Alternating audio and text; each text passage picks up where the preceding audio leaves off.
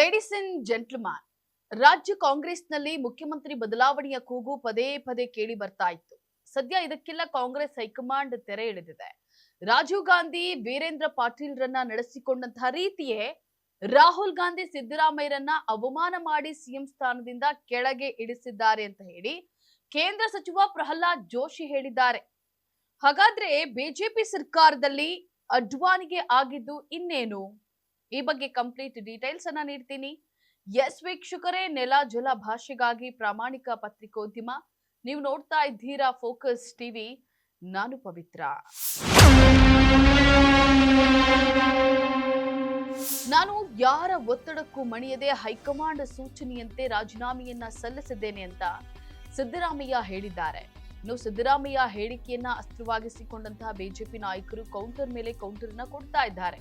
ಈ ಬಗ್ಗೆ ಪ್ರಹ್ಲಾದ್ ಜೋಶಿ ಪ್ರತಿಕ್ರಿಯೆಯನ್ನ ನೀಡಿದ್ದು, ಹೈಕಮಾಂಡ್ ಒತ್ತಡಕ್ಕೆ ಸಿದ್ದರಾಮಯ್ಯರನ್ನ ಸಿಎಂ ಕುರ್ಚಿಯಿಂದ ಕೆಳಗೆ ಇಳಿಸಿದ್ದು ರಾಹುಲ್ ಗಾಂಧಿ ಮಾಡಿದ ದೊಡ್ಡ ತಪ್ಪು.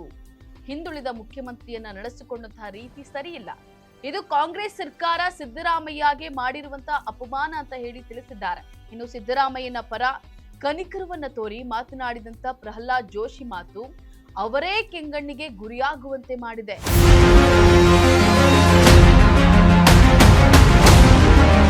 ಎಲ್.ಕೆ. ಅಡ್ವಾಣಿ ಬಿಜೆಪಿ ಪಕ್ಷದಲ್ಲಿ ರಾಮ ಜನ್ಮಭೂಮಿ ಚಳುವಳಿ ರಥಯಾತ್ರೆ ಮೂಲಕ ಬಿಜೆಪಿಯನ್ನ ರಾಷ್ಟ್ರೀಯ ಮಟ್ಟಕ್ಕೆ ತೆಗೆದುಕೊಂಡು ಹೋದಂತಹ ಒಬ್ಬ ನಾಯಕ ಅಂತ ಹೇಳಬಹುದು.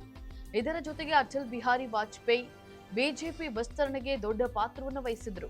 ಪ್ರಧಾನಿ ಮೋದಿ ನೇತೃತ್ವದಲ್ಲಿ ಬಿಜೆಪಿ ಹೊಸ ತಲೆಮಾರಿನ ನಾಯಕತ್ವಕ್ಕೆ ತಿರುಗಿ ಅಡ್ವಾಣಿ ಅವರನ್ನ ಕ್ರಮೇಣ ಸಕ್ರಿಯ ರಾಜಕೀಯದಿಂದ ದೂರ ಮಾಡಿತು. 2019ರಲ್ಲಿ ಲೋಕಸಭೆ ಟಿಕೆಟ್ ಕೂಡ ನೀಡದೆ ಅವಮಾನ ಮಾಡಿದ್ದನ್ನ ಪ್ರಹ್ಲಾದ್ ಜೋಶಿ ಮರೆತಿದ್ದಾರಾ? ಸಿದ್ದರಾಮಯ್ಯನವರಿಗೆ ಕಾಳಜಿ ತೋರಿಸುವ ನೀವು ಅಡ್ವಾಣಿಯವರನ್ನ ಕಡೆಗಣಿಸಿದ್ರಿ ಅನ್ನುವಂತ ಚರ್ಚೆ ಈಗ ಮುನ್ನೆಲೆಗೆ ಬಂದಿದೆ.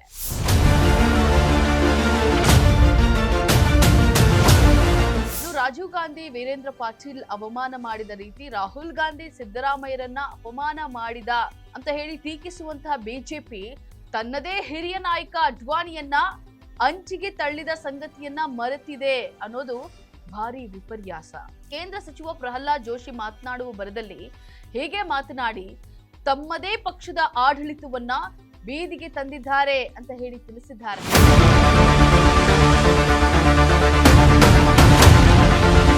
ಒಟ್ಟಲ್ಲಿ ಕಾಂಗ್ರೆಸ್ ನಾಯಕರ ಕುರ್ಚಿ ಕಿತ್ತಾಟಕ್ಕೆ ಕಾಂಗ್ರೆಸ್ ಹೈಕಮಾಂಡ್ ಇತಿಶ್ರೀಯನ್ನ ಹಾಡಿದೆ. ಎರಡೂ ಪಕ್ಷಗಳು ಪರಸ್ಪರ ಹಿರಿಯ ನಾಯಕರಿಗೆ ಅವಮಾನ ಮಾಡಿದ್ದು ನಿಜ.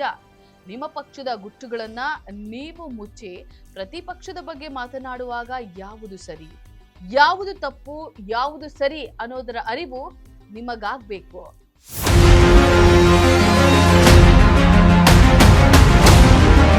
ಎಸ್, ಇದಾಗಿತ್ತು ಈ ಕ್ಷಣದ ಪೊಲಿಟಿಕಲ್ ಅಪ್ಡೇಟ್. ನೆಲ ಜಲ ಭಾಷೆಗಾಗಿ ನೋಡ್ತಾ ಇರಿ ಫೋಕಸ್ ಟಿವಿ.